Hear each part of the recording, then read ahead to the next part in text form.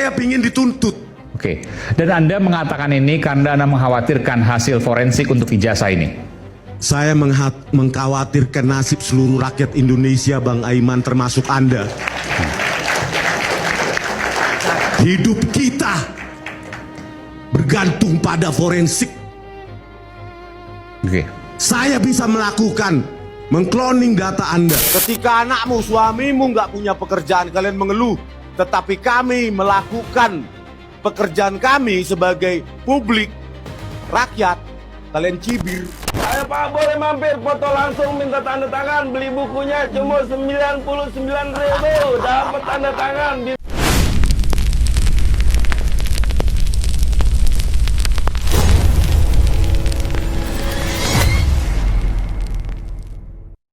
Terungkap rumor Rismond di tengah kontroversinya. Nama Rismond Sianipar kembali ramai diperbincangkan setelah berbagai pertanyaan menuai pro dan kontra, terutama karena kritik tajam yang ia sering lontarkan. Muncul narasi liar yang menyebut seolah-olah ia menghilang dari publik. Asik. Sebagai pendukungnya, banyak pendukungnya menilai Rismond adalah sosok yang lantang dan berani membuka apa yang menurut mereka sebagai kebobrokan. Prinsip yang sering disematkan padanya, lebih baik disingkirkan daripada dicap pengkhianat. Asik. Perdebatan pun makin panas, teman-teman ya. Di sisi lain, tak sedikit yang mempertanyakan gaya bicara dan klaim-klaimnya ya. Ada yang menganggapnya berani, ada pula yang menilai terlalu berlebihan. Ada lagi yang menilai bahwa itu bacot ya. Satu hal yang pasti, namanya selalu berhasil memicu diskusi keras. Asik. Seolah-olah dia elegan gitu, seolah-olah dia pintar, cerdas ya. Taunya nol. Ya, kita simak dulu videonya sampai habis dan sambil tuliskan pendapat kalian ya. Oke. Saya bisa melakukan mengkloning data Anda, WA Anda, supaya Anda seolah-olah menjadi bandar narkoba. Justru yang melakukan itu adalah mereka, ya, seorang polisi, ya, yang merupakan ketua Asosiasi Forensik Digital Indonesia, bernama Muhammad Nur Al-Azhar. Jadi sertifikasi itu tidak menandakan apapun. Integriti. Anda menyebutkan itu, Anda punya konsekuensi hukum? Jelas, saya tantang mereka untuk menuntut saya. Enggak ya. Kasus ini, saya belum selesai tadi. Iya. Bentar Bang Rasman sedikit lagi. Ini tuh untuk kepentingan kita bersama ini. Ya, sedikit lagi. Abang kan bisa jadi korban kriminalisasi juga kan. Nah, dengan dibentuknya Badan Forensik Independen ini, maka permintaan seperti atau statement dari Bang Reza Indragiri itu ada pembanding yang bisa kita percaya di luar polisi. Jadi tidak semena-mena misalnya ya, apa yang disajikan polisi secara absolut dianut menjadi kebenaran, dipahami menjadi kebenaran oleh hakim. Seperti Jessica Wongso. Video yang jelas 2 juta piksel per frame diturunkan seperempatnya, hilang 1,5 juta piksel per frame, jadi 500 ribuan. Semua menjadi kabur, dan yang kabur itu diamati dan memutuskan nasib Jessica. Ada 30/4, 75% informasi hilang dari video tersebut, dan itu dilakukan oleh Muhammad Nur Al-Azhar, Ketua Asosiasi Forensik Digital Indonesia, yang mengeluarkan sertifikat ahli untuk dihadirkan di persidangan. Saya tantang Pak Profesor Jimli Asidiki, tolong baca buku itu yang saya serahkan, berikan ke ahli di BRIN, berikan ahli di Mabes TNI, berikan ahli bahkan dari luar negeri.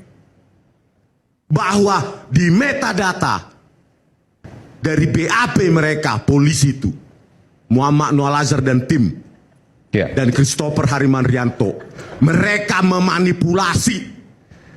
Dari dulu saya ingin dituntut. Oke. Dan Anda mengatakan ini karena Anda mengkhawatirkan hasil forensik untuk ijazah ini. Saya mengkhawatirkan nasib seluruh rakyat Indonesia, Bang Aiman, termasuk Anda.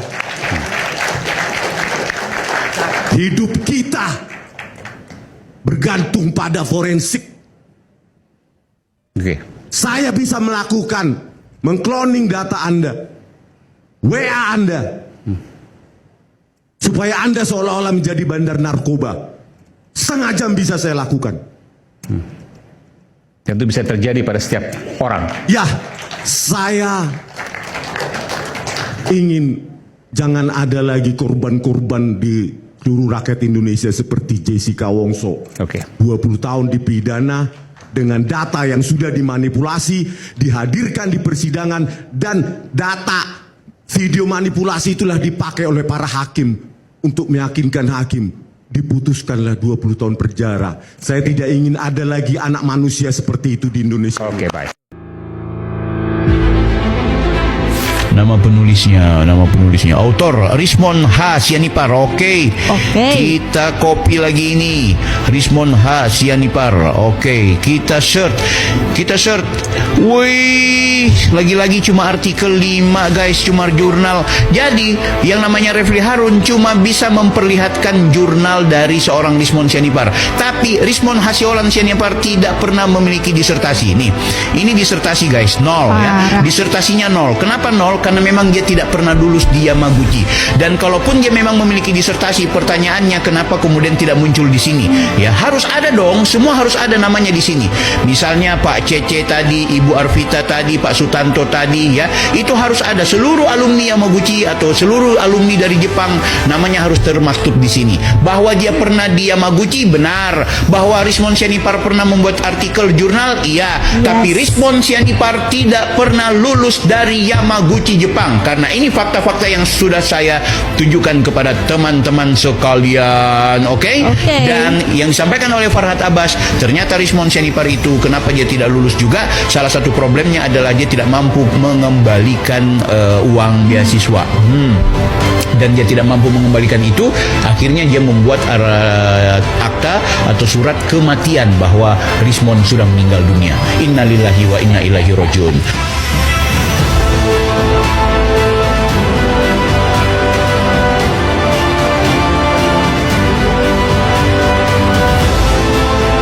Ijazah saya, silakan cek ijazah saya asli atau tidak, serahkan kepada ahli-ahlinya. Seharusnya Tuh kan, emak-emak pinggir jalanan yang tidak punya etika dan adab. Padahal dia berjilbab, dia tahu agama Islam, yang katanya ustazah. Kenapa dia seperti ini? Nah, hei mak, lu itu siapa? Jangan atas nama rakyat tentang permasalahan ijazahnya Pak Jokowi. Kamu tuh pernah kuliah apa enggak sih? Atau mungkin kamu nggak pernah kuliah, sok pinter. Ya. Yang penting yo mak, dari UGM sudah menjelaskan ijazahnya Pak Jokowi asli, sudah beres. Meskipun kamu ngomong palsu siapa lu, nggak penting juga lu. Kan hanya gerombolan lu aja yang ngomong kalau ijazahnya Pak Jokowi palsu. Nggak penting juga mulutmu, ngapain harus diperlihatkan sama lu mak cangkemmu. Hei mak, kalau kamu ingin lihat ijazahnya Pak Jokowi, ya datang ke rumahnya. Kan yang kepengen lihat kamu, bukan sebagian besar rakyat Indonesia. Urgensinya apa mak? Mbok kamu tuh datang baik-baik ke sana, ke tempatnya Pak Jokowi, diterima mak, nggak ada masalah. Minta di sana. Toh sekarang ijazahnya ada di pengadilan. Sana loh, lihatan di sana ada. Kenapa harus teriak-teriak mak? Kamu tuh kayak preman. Tubuhmu berbalut hijab, berbalut syar'i, tapi mulutmu ya iblis. Tahu nggak mak? Mencontohkan yang tidak baik. Kalau kamu tuh ngomong baik-baik dengan santunnya, berbudi luhur dan berakhlak mulia, Ya, datang ke Pak Jokowi. Kalau kamu mintanya seperti ini dengan cara yang tidak benar, ya ngapain juga Pak Jokowi ngasihin ijazahnya sama elu? Elu siapa, Mak? Elu itu. Siapa kamu, Mak? Cuang keme koar-koar kemana-mana. Seperti apa ya, emak-emak jalanan. Emak-emak jalanan masih berharga daripada elu-elu semua itu, Mak. Ngakunya ustazah, bajunya syar'i, tapi mulutnya penuh dengan kebencian dan tidak punya adab. Tahu ya, Mak ya. Nah, ngapain Pak Jokowi harus ngasihkan ijazah atas perintah elu? Nggak penting juga elu. Siapa elu? Kalau yang minta pengadilan, oke, diperlihatkan. Toh ada beberapa ya kubumu mengakui bahwa ijazahnya Pak Jokowi asli. Kalau yang tidak mengakui elu saja, Mak, nggak penting elu siapa. Kamu mau ngakuin ijazahnya Pak Jokowi palsu, kek asli, kek ora penting. Yang penting UGM sudah menyatakan asli.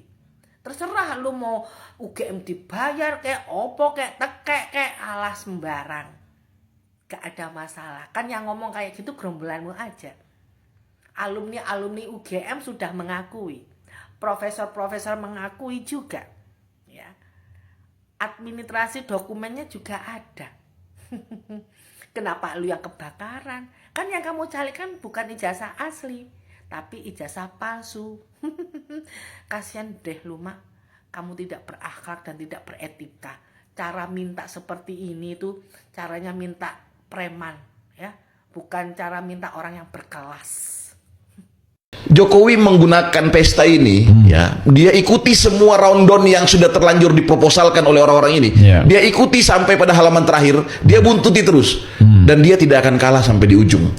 Nah, sialnya adalah orang-orang ini tidak belajar dari peristiwa-peristiwa sebelumnya, pelajaran-pelajaran ketika orang menyerang Jokowi dan tidak ada yang menang. Sebesar apa Ahmad Ghazinuddin? Sebesar apa Roy Suryo? Sebesar apa Tifa dan Rismond? Kira-kira lebih besar dari Pak Prabowo nggak mereka itu? Enggak, sepele mereka. Tapi Pak Prabowo minta maaf 2 kali gagal gitu. Gitu. Artinya 2 kali dalam momentum kontestasi itu perang lebih real, perang terbuka, dan itu lebih fundamental ketimbang sekedar urusan ijazah. Gitu loh. Tapi gagal gitu loh, dan akhirnya Pak Prabowo sebagai negarawan punya jiwa besar. Dia ajak kami semua, orang-orangku, Gerindraku, anak-anakku, pasukanku. Aku sekarang berkonco ya sama Jokowi. Aku belajar ilmu politik dari dia, dan aku bersaksi dia hebat. Aku bersaksi bahwa apa yang dia lakukan buat bangsa ini adalah sebuah kerja keras yang harus kita tolong, harus kita bela. Aku ajak kalian bergabung untuk bersama Pak Jokowi. Datanglah kami gerbong itu ketika beliau jadi Menhan. Sementara kita bantu mereka yang dulunya die-hardnya Pak Prabowo kan, saya termasuk gitu loh. Nah, ini kutu-kutu kupret ini kok sopo sih sampean-sampean ini kok masih bertahan, mau apa itu loh. Gitu Bang Bil. Itu yang saya anggap Bang Egy sudah membaca peta sejauh itu, dan dia mencium buntu ini perjalanan. Ini buntu dan cari mati ini. Udah aku atrek deh. Aku atrek. Dan saya 1000.000.000% tidak percaya dengan apa yang Bang Egy sampaikan di televisi dan apa yang dia WA ke Refli Harun. Ada obrolan yang lebih dalam bersama Pak Jokowi, dan kita nggak tahu itu, dan Pak Jokowi akan menutup itu dan tidak akan. Dan itu tidak penting juga. Demi Jokowi menghargai seseorang yang sedang mengalami satu penyakit yang perlu ditolong. Gitu loh. Pak Jokowi sudah di level itu. 2029 Pak Prabowo harus buang Gibran kalau ingin dipilih kembali oleh rakyat Indonesia, katanya. Ini ngomong terbalik ini. Justru Anda ngomong kayak gini supaya junjungan Anda menang kayaknya. Karena kalau Pak Prabowo udah pisah sama Gibran, udah pasti Pak Prabowo tidak akan menang. Karena suaranya pecah. Ada yang ke Gibran dan ada yang ke Pak Prabowo. Nah, dan kalau misalnya suara pecah, masuklah junjunganmu, kau berharap bahwa junjunganmu akan menang. Jadi, meskipun sebenarnya tidak akan menang junjunganmu meskipun suara dipecah, tapi lebih berisiko. Nah, makanya itu tidak akan terjadi. Pak Prabowo sama Gibran 2029 akan sekali lagi. Mereka akan menang lagi. Itu udah pasti. Ini Bang, Terus saya kalau menarik diri dan minta sama Jokowi ini terus saya tarik edar lagi dari peredaran yang sudah menjadi pengetahuan publik dan ini sudah ribuan dan berjalan terus ini pengetahuan ini. Jadi kalau saya harus minta maaf menarik semua, betapa hinanya Rismon Hasilon Sianipar itu. Lebih baik mati daripada dicap pengkhianat seumur hidup saya. Sementara hidup saya sudah hampir 50 tahun. Bisa jadi hidup saya cuma berapa kalender lagi. Dan saya harus mengakhiri hidup saya menjadi dilabel oleh 280 juta orang menjadi pengkhianat. Bagi Rismon Sianipar, peluang pintu maaf tertutup? RJ boleh, ya. Restoratif justice boleh, SP3 boleh, silahkan. Tapi on one condition, syarat mutlak, yaitu Pak Jokowi meminta maaf kepada rakyat. Kalau hanya sampai sarjana muda dan itu sesuai dengan barang bukti yang disita oleh Polda Metro Jaya yang diungkapkan di sidang KIP bahwa barang bukti yang kami sita adalah transkrip nilai sarjana muda untuk keperluan yudisium sarjana muda. Ya kalau Pak Joko Widodo sampai sarjana muda saja, tidak sarjana penuh, minta maaflah kepada rakyat. Ya, minta maaf saya yakin jutaan bahkan mungkin 280 juta akan memaafkan Pak Jokowi dan disitulah restoratif justice sesungguhnya di tingkat nasional dan terjadi rekonsiliasi nasional. Tapi kalau kami disuruh minta maaf, ya kami siap maju ke pengadilan dengan pertanyaan,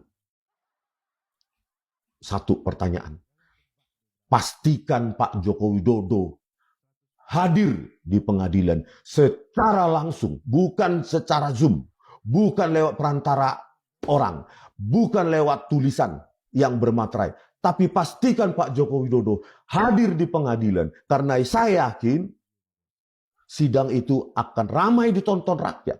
Rakyat akan datang langsung, bahkan ya, media internasional pun akan meliput ini. Gitu. Apakah Pak Jokowi akan melakukan itu? Ya harus dong. Kita dikenai pasal yang bukan main-main. Pasal 32 dan pasal 35 Undang-Undang ITE. Yang tuntutannya sampai 12 tahun. Kita tahu. Ya ancaman untuk para koruptor sama maling uang rakyat aja nggak setinggi itu. Jadi dengan pasal berlapis-lapis seperti ini. Saya meminta kepada Pak Jokowi konsisten dengan perkataannya. Datang ke pengadilan. Kalau tidak, restoratif justice, SP3 dan Bapak minta maaf ya kepada rakyat Indonesia dan meminta anak Anda Gibran Rakabuming Raka yang tak punya ijazah SMA baik dalam maupun luar negeri dan memodalkan surat keterangan keterangan puskesmas atau keterangan RT RW itu untuk mundur. Tarik semua keluarga Anda dari sistem perpolitikan Indonesia. Ayo Pak, boleh mampir foto langsung minta tanda tangan. Beli bukunya cuma 99.000. Dapat tanda tangan, bisa foto langsung. Silakan. Jadi warga Bandung yang sedang bersepeda ketemu langsung bisa datang on the spot. Boleh. On the spot. Langsung beli bukunya. Langsung minta tanda tangan. Ya Pak. Terima kasih memperjuangkan kita. Iya Pak. Pak, bersedia Pak untuk beli bukunya Pak? Cuma 100.000 Pak. Sudah full. Covernya sudah bagus. Kiris bisa. Langsung. Bapak juga. Semangat. Foto dulu. Saya fotoin Pak. Apa jawabanmu rakyat? Apa kalian cuma scrolling HP dan berharap perubahan Indonesia turun dari langit? Lihat kami nih, model sendiri, panas-panasan, keringat-keringatan nih. Saya nggak tahu, udah basah selalu. Ya, jauh dari Sumatera Utara. Terus kalian scrolling HP, mencibir, menyinyirin kami. Tetapi ketika anakmu pengangguran, kalian mengeluh. Ketika anakmu, suamimu nggak punya pekerjaan, kalian mengeluh. Tetapi kami melakukan pekerjaan kami sebagai publik, rakyat, kalian cibir. Itu munafiknya kalian, bodohnya kalian. Negara ini maju kalau pemimpinnya punya rasionalitas yang tinggi pada saat membuat keputusan tentu.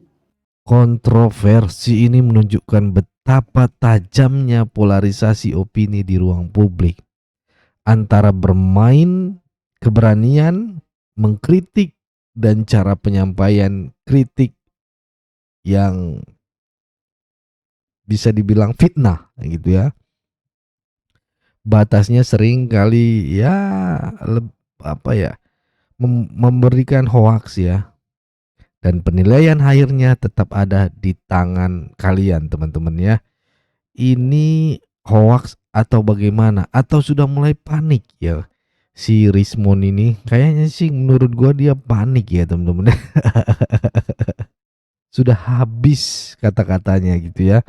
Biar ini tetap terus naik ya dia jualan buku, bahas Gibran lagi ya kan. Ya begitulah.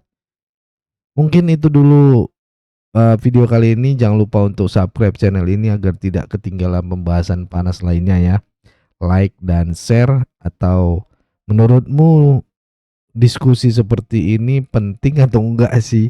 Kayak si Rismon ini, bukunya ini, jualan buku penting apa enggak sih? Komen di kolom komentar ya teman-teman ya.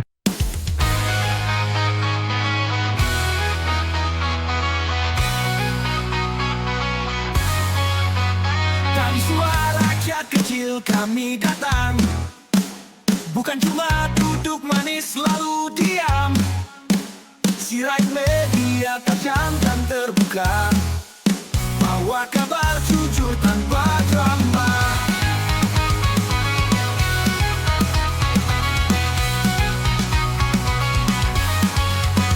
Tanah air ini milik bersama, bukan buat adu domba dan sengketa.